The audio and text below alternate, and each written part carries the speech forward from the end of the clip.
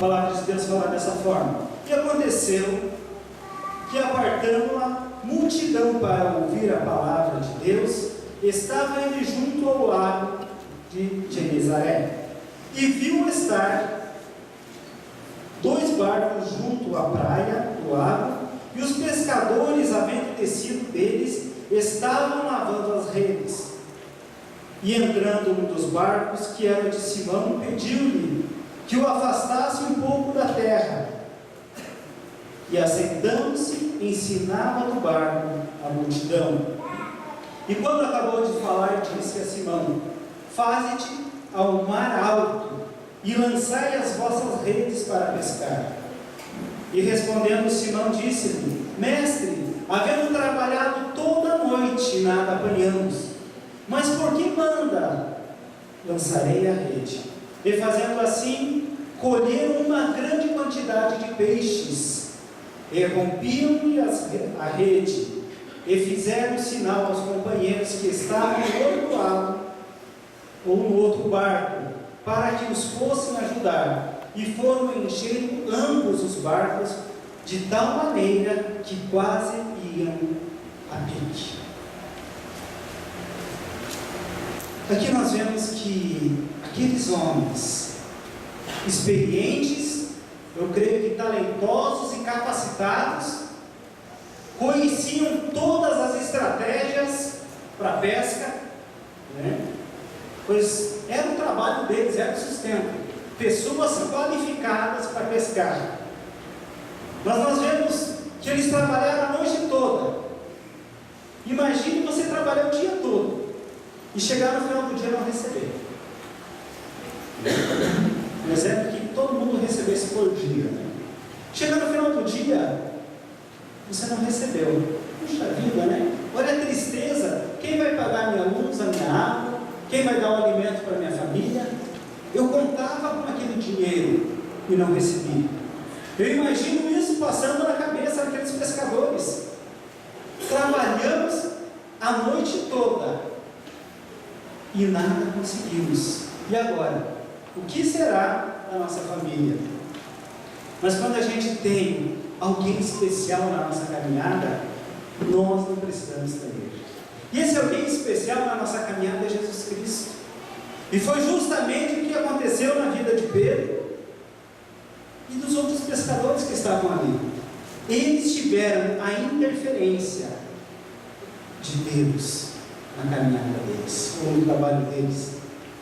Então eu quero hoje falar com vocês um pouquinho sobre algumas atitudes dos pescadores em relação ao fracasso. A noite toda trabalhando e nada produzindo. É a mesma coisa que você chegar e o teu patrão falar para você: hoje você não tem salário porque você não produziu nada. Aí você pensa: mas se eu tivesse ficado sentado lá matando o vento, né? Ele podia falar dessa forma. Mas eu batalhei o dia todo, fui o que mais trabalhei. E isso aconteceu naquela noite com aqueles homens. Deram o seu suor, mas não conseguiram nada. O que aconteceu? Né? A atitude deles, como pessoas fracassadas, né? Ou pessoas que fracassaram naquele dia na sua pesca, primeira atitude deles: desceram do barco. O que significa esse descer do barco? Só para a gente entender um pouquinho, o barco significa o centro, a vontade de Deus. Tá?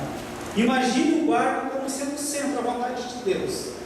Aqueles homens, primeira atitude: desceram do barco, saíram do centro da vontade de Deus. Muitas vezes no nosso dia a dia, nas nossas ações, nós perecemos porque saímos do centro da vontade de Deus. Escolhemos agir da nossa forma, do nosso jeito, da maneira que eu acho que vai ser melhor. Aí acabamos perdendo esse privilégio, que é a vontade de Deus, que a gente esteja na sua presença. E quando nós perdemos essa oportunidade, nós acabamos ficando perdidos. Por que ficamos perdidos? Porque nós não conseguimos entender para onde Deus quer nos dar a direção. Então esse estar no barco mostrava o quê? A direção que Deus tinha preparado para aquelas pessoas. Ou muitas vezes na nossa caminhada, nós temos alguns conflitos. Qual é a minha primeira atitude? Não vou mais na igreja, né? Não vou mais na igreja, vou abandonar o barco. A melhor atitude que tem. Eu não consigo conviver com algumas pessoas, então eu vou abandonar o barco. Como eles não conseguiram pescar nada, o que fizeram? Abandonar o barco. Isso já não tem mais utilidade para nós. Por quê? Porque aqueles homens estavam preocupados apenas com o que poderia trazer sustento. Eles não estavam preocupados qual era o lugar certo que eles deveriam estar. E na nossa caminhada, muitas vezes, nós nos preocupamos somente assim, né? Nós não conseguimos entender que nós temos que estar num lugar para poder honrar a Deus com as nossas atitudes. Então, aqueles homens fracassaram e tiveram a atitude de abandonar. Eu não vou mais, não adianta. Passamos a noite toda. E Jesus é tremendo, né? Por quê? Porque Ele faz daquelas atitudes de pessoas insignificantes, transforma em pessoas muito importantes na caminhada. A segunda atitude que eles tiveram, desceram do barco e foram lavar as redes. O que significa esse lavar as redes? Para a gente poder entender. Muitas vezes o lavar as redes é você estar abrindo mão dos talentos, do que Deus tem te capacitado, de tudo que Deus tem para agir na tua vida, tuas habilidades. Vamos lavar tudo, vamos largar de mão, não tem mais jeito. Eu toco no louvor, a partir de hoje eu não toco mais. Não tem mais sentido, porque parece que algo está acontecendo na minha vida e não é bom. Deus quer transformar esse pensamento mal da nossa vida, quer transformar numa atitude que você possa ser vencedor. Nós temos que jogar fora, assim, tudo aquilo que faz com que a gente peque. Nós temos que lavar as nossas redes daquilo que não produz frutos. Mas aqueles homens não estavam entendendo, né? Eles achavam que era muito melhor eles abriram mão dos projetos, dos milagres de Deus para a vida deles. Não tem jeito. Nós fizemos de tudo. Imagina o investimento que eles tinham feito na pescaria. Quem pesca sabe quanto é investido para pescar. É um hobby, mas é um hobby que custa. Você tem que comprar uma boa isca. Você tem que comprar um bom mulinete, né? Você tem que ter um barco bom. Você precisa de combustível para aquele barco. Você precisa ter um repelente para repelir os insetos à noite. Então tinha que ter um investimento. E muitas vezes nós abrimos mão das coisas de Deus. Por quê? Porque não queremos investir na obra. Achamos que está tudo bom, vamos ficar por aqui. Então o barco vazio, o barco dentro de nós, sem Cristo, ele é vazio. Ele não tem valor nenhum. O barco sem Cristo não tem valor nenhum. Então, se você não tem Cristo na tua vida, pense bem. Qual é o teu valor? Qual é o teu valor se você não tem Cristo como norte, como caminho para o teu dia a dia? Mas quando você coloca Cristo entronizado, aí sim você consegue ser abençoado. A segunda atitude, agora nós vamos ver a atitude de Jesus em relação aos pescadores, não pecadores, né? Qual foi a atitude de Jesus? Bem diferente. Jesus os observou. O texto fala que Jesus estava ensinando as pessoas na areia, né? Ele estava ensinando aquelas pessoas e ele também estava observando aqueles homens que estavam lá pescando. Ele observou que eles retornaram, imagino tristes, porque não conseguiram nada. Então, Deus sempre está no controle da nossa vida. Indiferente de onde você está, Deus está olhando para você. Se você está triste, se você está feliz, Deus está olhando para você, porque Ele conhece todos os nossos passos, todas as nossas atitudes. Então, para a gente é muito legal a gente poder ver Deus olhando para nós. Nada fica oculto aos olhos do Senhor, porque Ele é onisciente, onipotente e onipresente. Ele pode tudo, Ele vê tudo. Ele está aonde Ele quer estar em todo o tempo. Então nós temos que ter esse cuidado. Mas os homens não observaram que Jesus estava olhando para eles. Eles nem sabiam quem era Jesus. Talvez eles começaram a questionar: quem é esse homem? Ou talvez eles conheciam ele como filho do carpinteiro. Então, quando Deus observa os pescadores, né, Ele olha para ver o quê? Ele enxergou o problema de cada um. Então, quando Deus está olhando para você, Ele não está te olhando para punir. Muitas vezes a gente tem medo de Deus. A gente olha para Deus achando que Ele é um carrasco. Porque Deus vai me punir. Deus quis fazer o quê? Deus quis realizar um milagre na vida daqueles homens, porque naquele momento eles estavam precisando de um milagre.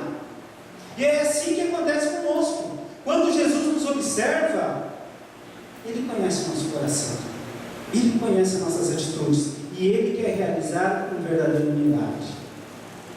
Por isso, cuidado com as tuas atitudes, cuidado por onde você anda, porque Deus está presente em tua caminhada.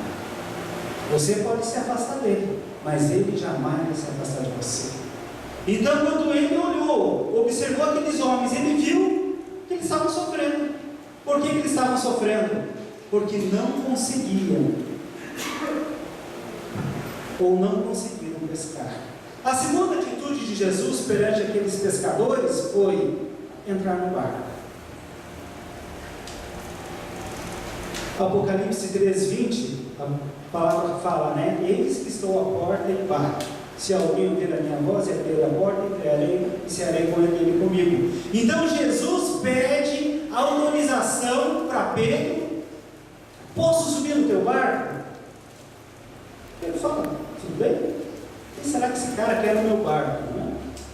Quando Jesus bate no nosso coração e pede para que a gente dê autoridade para Ele entrar na nossa vida, com certeza Ele quer realizar algo e algo bom. Mas isso nós temos que dar essa autoridade. Os peixes podem se esconder, né? O barco pode balançar, o vento, o mar pode soprar, as águas podem ficar agitadas, mas quando Jesus está no barco, nada acontece. Nada acontece por quê? Porque Ele está no controle. Nós vemos em outra situação na Bíblia que Jesus estava dormindo no barco, e o barco começou a bater ventos, e o barco começou quase indo a pique. O que aconteceu? Eles vão lá e chamam Jesus: olha, o barco está quase naufragando e você está dormindo, está tranquilo demais. E o que Jesus fala? Manda o mar se acalmar. Aí eles começam a falar: quem é esse que até os ventos obedecem? Esse é o nosso Senhor e Salvador. É esse Deus que tem que entrar no teu barco.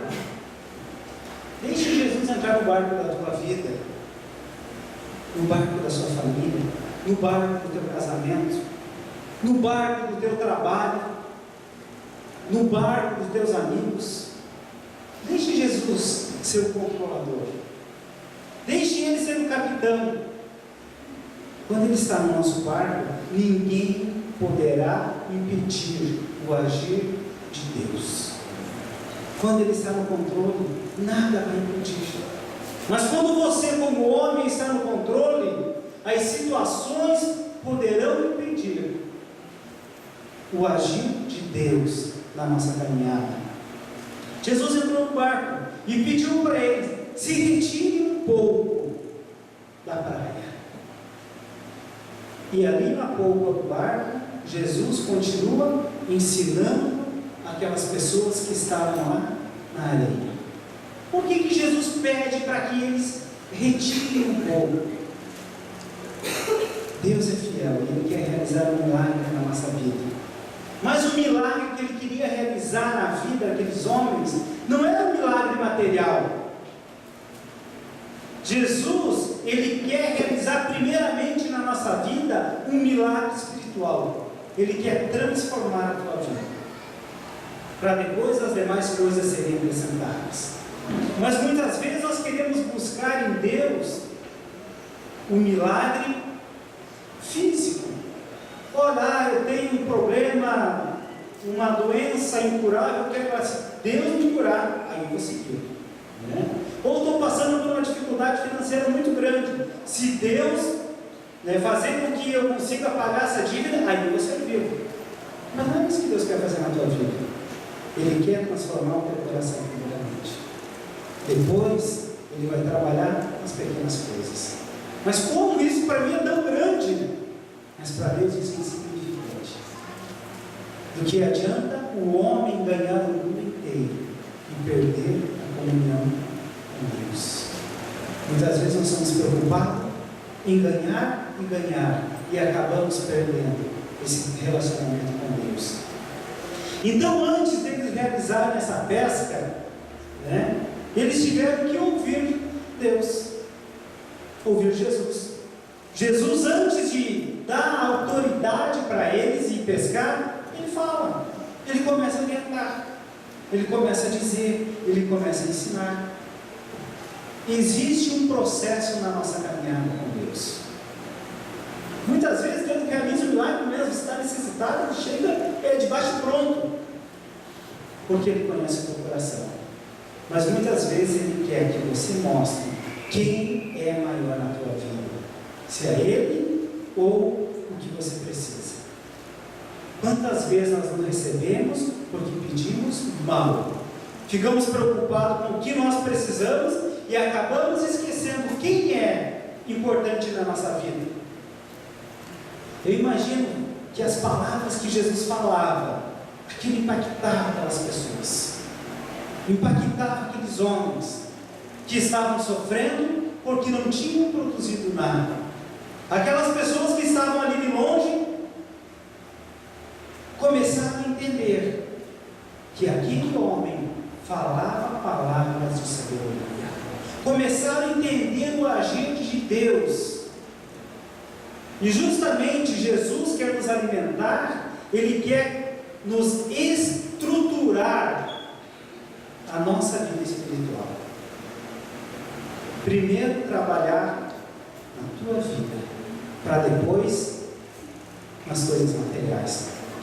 Eu aprendi uma lição muito importante quando eu estava preparando esse estudo. Por que eu creio que é importante? Jesus nunca vai começar a obra na nossa vida pelas coisas terrestres, mas Ele sempre vai começar a obra na nossa vida nas coisas espirituais. É isso que você tem que ter na tua mente. Jesus nunca vai começar a obra em tua vida nas coisas terrestres. Ele vai começar a obra em tua vida nas coisas espirituais. Então, se você está apenas buscando as coisas que você acha que vão te dar paz, você está enganado. Comece a buscar primeiro o reino de Deus. Busque em Deus, que essas demais coisas vão ser acrescentadas. E quando Deus acrescentar, vai ser super abundante a obra dentro da tua vida. Então, o que Deus quer fazer? Muitas vezes, quando Jesus entra na nossa vida, nós queremos que haja uma transformação imediata.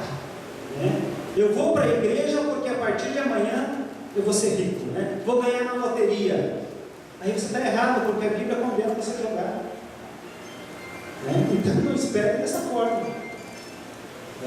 Então, se você vem para a igreja, venha com o propósito de receber a Cristo na tua vida. Venha com o propósito de colocar Deus no barco. Aí sim você vai conseguir entender o agir sobrenatural de Deus. Senão você não vai conseguir compreender, porque o teu coração está focando algo apenas terreno, algo que vai satisfazer apenas por um momento. não aquilo que vai completar a tua caminhada. Então nós primeiro temos que buscar o que é necessário para a nossa estrutura espiritual. O que você está buscando? O fortalecimento espiritual? Ou você está buscando as demais coisas? E quando nós temos essa estrutura espiritual, com certeza nós começamos a receber as bênçãos que Deus tem reservado para nós, porque Ele quer te abençoar. É um prazer para Deus abençoar os seus filhos. Ele não quer que a gente sofra. Deus não quer que ninguém sofra. Nós sofremos porque somos desobedientes, sofremos porque somos negligentes, porque queremos continuar agindo conforme a nossa vontade. Mas aqueles homens não foram assim.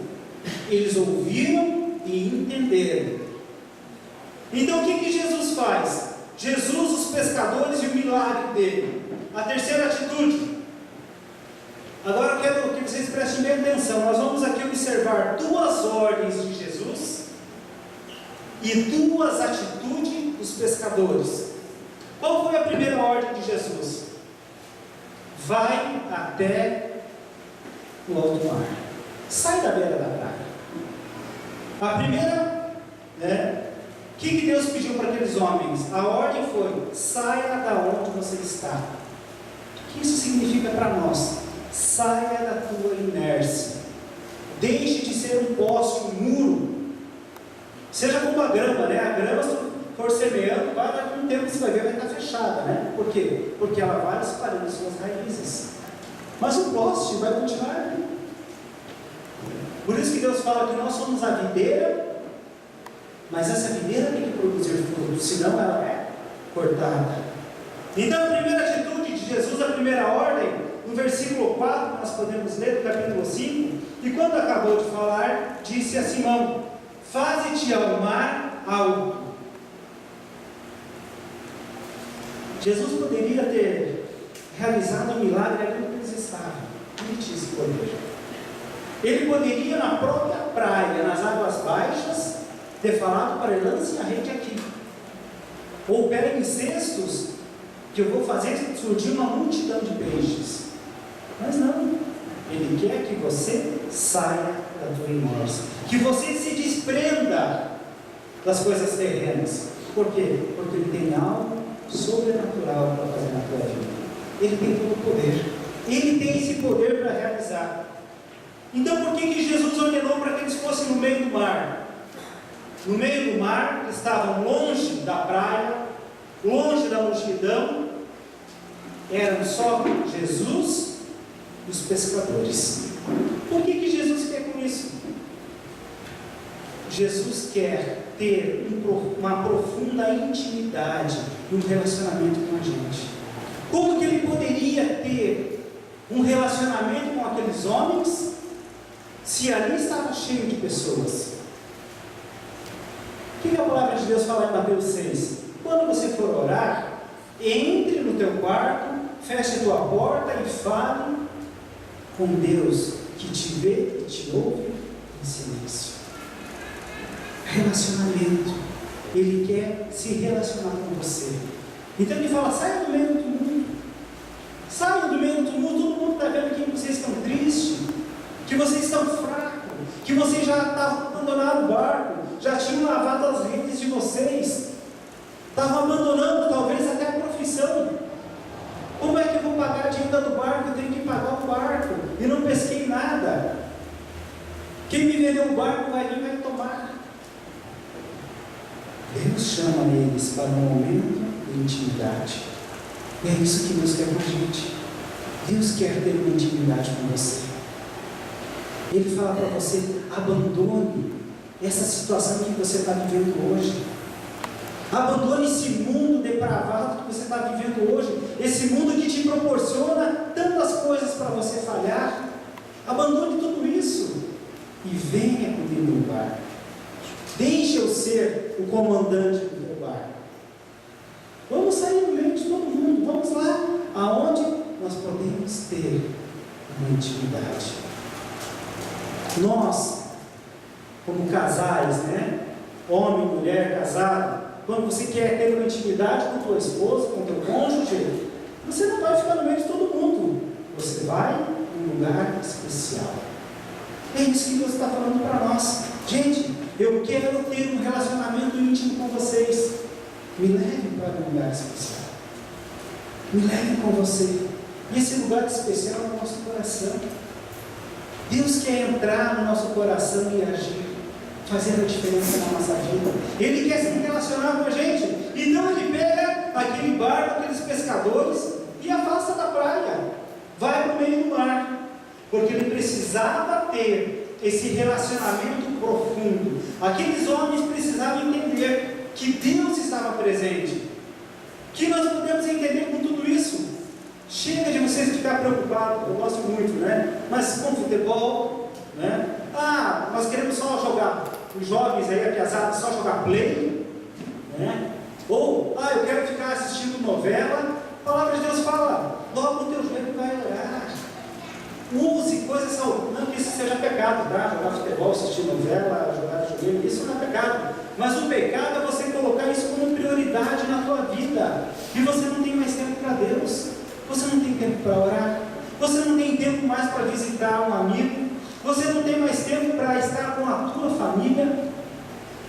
Né? Na era agora da internet, né? Wi-Fi, aí você, cada ponto da tua casa você tem um computador. Aí você conversa com teu filho, com tua esposa, tudo online, né? Você não precisa mais estar junto com eles. E o que Jesus nos ensina é que Ele quer se relacionar com a gente. E muitas vezes nós queremos passar um e-mail para Deus, né? Olha, agora tem um tempinho, vou passar um e-mail para Ele, que é rapidinho, né? Um WhatsApp, né? Mais fácil ainda, né? Nós queremos fazer isso com Deus. E Ele não, Ele fala, gente, eu quero namorar, eu quero te curtir. Eu sou teu eterno namorado, eu sou o noivo, e você é a noiva. Ele tem prazer em estar com a gente. Mas muitas vezes nós vivemos só de ficar, né? Eu quero ficar um pouquinho só com Ele. Isso já me satisfaz. Mas amigos, Deus quer com você. Deus quer que você gaste o tempo com Ele. Deus quer que você esqueça muitas vezes as coisas que parecem agradáveis aos teus olhos, mas no final são caminhos de morte. Deus quer ter intimidade. Nós temos que pedir para que Deus afaste tudo aquilo que possa impedir de a gente ter um relacionamento mais profundo com Ele. Com certeza, Ele quer revelar coisas maravilhosas para você, mas você tem que querer. Você tem que querer. Como que você vai ganhar um presente se você não convidá-lo para a tua festa?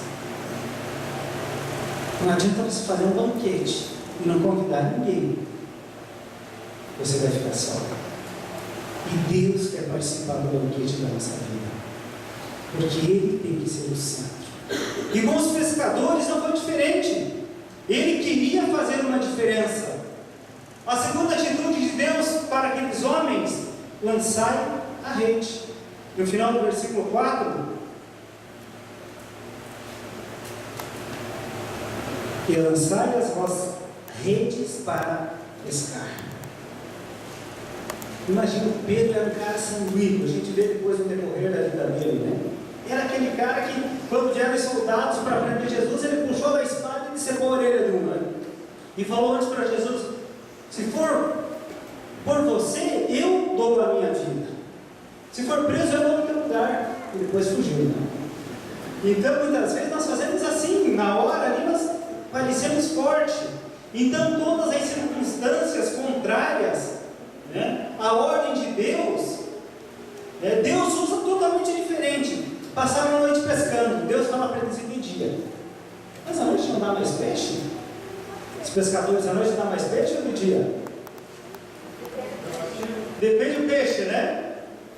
Deus mandou eles ir de dia. Olha, passamos a noite, não, você não tem dia. É uma grande diferença. Ele tem o poder sobre a nossa vida. Ele não está preocupado com a pescaria, Ele está preocupado com as nossas atitudes. Então, aprenda outra lição agora. Tá? Você pode ter o controle sobre o barco, sobre as redes, mas você não tem poder sobre o mar e sobre os peixes. Só Jesus tem esse poder. Você pode querer ter o controle sobre a tua vida, sobre as tuas atitudes, mas para você ser salvo é somente em Jesus Cristo, o Santo dos Santos. Só Ele tem o poder de te salvar. Só Ele tem o poder de restituir tudo que você perdeu. Somente Ele tem esse poder. Mas você precisa deixar Deus agir na tua vida. Nada podemos fazer se Jesus não estiver conosco. E o que Pedro fez? Pedro foi obediente. Talvez você possa ser o melhor conhecedor ou o melhor estrategista, mas o único que alcança o impossível é Jesus. O único que consegue vencer a guerra sem levantar uma arma é Jesus. O homem pode fazer até onde a sua força alcança, mas justamente o milagre só vem de Jesus. Então, nós precisamos quebrar o nosso orgulho. O versículo 5 fala: sobre a tua palavra lançarei a rede. Pedro fala: olha, tudo bem, já que você mandou, passamos a noite para a esquerda, para a direita, jogando e nada. Mas já que tu mandou, não custa tentar, né? Muitas vezes nós somos orgulhosos. Primeiro atitude: não, eu já tentei isso. Ah, mas isso não dá certo. Não. Isso também não dá certo. Por quê? Porque nós somos orgulhosos. Nós não queremos nos humilhar. Nós achamos que a pessoa que está ao nosso lado é inferior a mim. Mas Deus nos orienta que os que se humilham serão exaltados. Se você olhar para o teu irmão, para o teu amigo, como ele, uma pessoa superior a você, você vai aprender a respeitá-lo. Mas se você sempre olhar para os outros de baixo para cima, você vai querer pisar em cima de todo mundo. De cima para baixo, né? Você vai aprender a respeitar. É como nós fazemos com nossos filhos. Para que teu filho não tenha medo de você e respeito, você tem que olhar nos olhos. Você tem que se pôr na mesma altura. Porque você vem gritar com uma criança de cima para baixo é fácil. Mas quando você se coloca na altura dos olhos da criança, ela vai ver que você ama. Ela vai ver que tudo que você está falando é com amor. Era justamente o que Jesus fazia. Aí Pedro falou: tudo bem, se você está mandando eu fazer, eu sou obediente, eu vou obedecer. E lançar as redes. Às vezes o que nos falta justamente, né, é a humildade, a obediência, para que a gente possa desfrutar das promessas de Deus. Quando a gente lembra da vida de Naamã, Naamã era um general do exército do seu rei e foi acometido de lepra. Lepra, acho que todo mundo conhece, né? Ou hoje mais conhecida como hanseníase, deve ser, né? Então começa a cair teus pedaços, você começa a morrer vivo, né? Tem que estar vivo para morrer, né? Senão não tem outra forma. Então você começa a cair os pedaços do teu corpo, e aquele homem. E naquela época, a pessoa que tivesse lepra era considerada impuro, não poderia estar mais no convívio dos outros. E Naamã tinha lepra. E uma jovem que tinha sido um despojo de guerra falou para ele: olha, lá em Israel tem um profeta que pode te curar. Aí ele vai e fala com o profeta, e o profeta nem fala com ele, fala: olha, o servo dele Geazi vai lá e fala para ele mergulhar 7 vezes no rio, que ele vai ser purificado. Qual foi a atitude de Naamã? Vou para casa. O cara nem veio falar comigo, e mandaram mergulhar nesse rio podre. Eu tenho rios melhores lá na minha terra, por que vou mergulhar aqui? E por que 7 vezes? Questão de obediência. Se Deus está falando para você, obedeça. O que aconteceu depois? Os seus servos falaram para ele: mas se ele te falasse uma coisa quase impossível, faria? Então faça que é simples, vai e mergulhe. Ele foi, mergulhou, e no 7º mergulho ele saiu purificado. porque obedeceram. Então eles falaram, Jesus falou, lance a rede, e eles lançaram. Então nós precisamos, no nosso dia a dia, quebrar o nosso orgulho. Nós temos que aprender a ser obediente, a obedecer as palavras de Jesus. Na escola nós vamos aprender o que é obedecer, né? E na igreja nós vamos aprender a obedecer. É isso que Jesus quer de você, que você aprenda a obedecer. E quando você aprende a obedecer, com certeza você vai ser abençoado. E tudo isso faz com que você abençoe também os que estão próximos de você.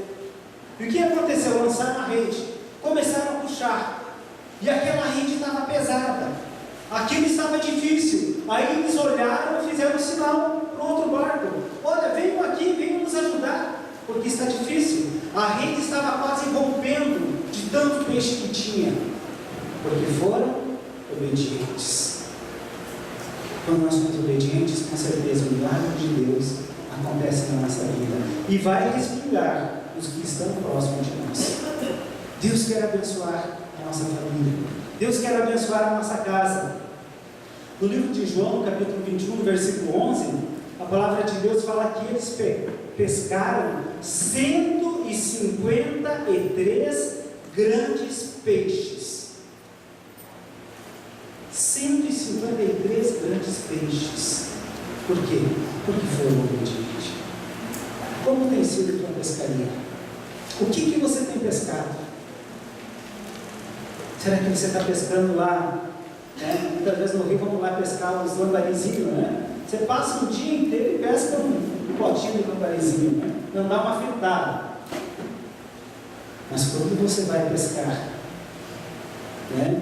Imagina então pesca palha, né? Tu vai lá, tu sabe que lá tem peixe. Você vai lá pescar e você vai pescar, porque lá tem. Então, quando nós obedecemos a Jesus, é como a gente fosse pescar aonde a gente tem certeza que tem peixe. E é isso que Deus quer fazer na nossa vida. Abra mão do teu eu. Abra mão daquele homem miserável que acha que para ele tudo acabou, que acha que para ele não tem mais solução. Como homem não tem, mas quando deixa Deus intervir na nossa vida, o milagre acontece. Quando Deus começa a intervir na nossa vida, não há recompensa melhor. Então, não somente eles encheram o barco, mas também aqueles que estavam por perto. O que isso significa? Que uma palavra profética para a tua vida também abençoará os que estão próximos de você. É a mesma coisa quando você está na chuva, você arma um guarda-chuva, né? A chuva vai respirar, vai bater e vai espalhar. E as promessas de Deus é assim: Deus vai mandar sobre você, sobre a tua casa, porque Ele tem prazer em nos abençoar. Mas você precisa ser obediente. Então nós temos que aprender que Deus quer nos usar. Deus quer nos abençoar. E quer abençoar cada um que está ao teu redor. Mas precisa de uma atitude sua. E a primeira atitude é ser obediente. Então, quando você for fazer alguma coisa, pense: quem está no controle da tua vida? Quem está no controle da nossa vida? É justamente essa pessoa que um dia nós crucificamos. Jesus Cristo tem que estar no controle. É justamente esse controle que nos traz na lembrança quando nós participamos da ceia do Senhor. Quando nós participamos da ceia do Senhor, nós estamos trazendo à nossa memória o sacrifício vicário de Jesus numa cruz, por pessoas insignificantes como nós, pessoas que mereciam a morte, mas Deus veio trazer uma nova vida. Por quê? Porque houve arrependimento. Não pense talvez porque hoje você possa ser alcoólatra, ou você possa ser viciado, dependente de alguma coisa química, né? Ou viciado em tantas outras coisas. Deus quer te libertar agora. Você precisa dar um passo de fé. Você precisa deixar Deus entrar no teu barco. E quando Ele entra no teu barco, pode bater vento, pode ter tempestade. O teu barco pode até oscilar, mas jamais vai naufragar ou afundar, porque Deus está no controle. É isso que Ele quer de nós. Simplesmente que você dê o controle do teu barco, que você dê um leme para Ele, né? Que Ele possa te conduzir para onde Ele quer te levar. Baixa a tua cabeça, vamos orar.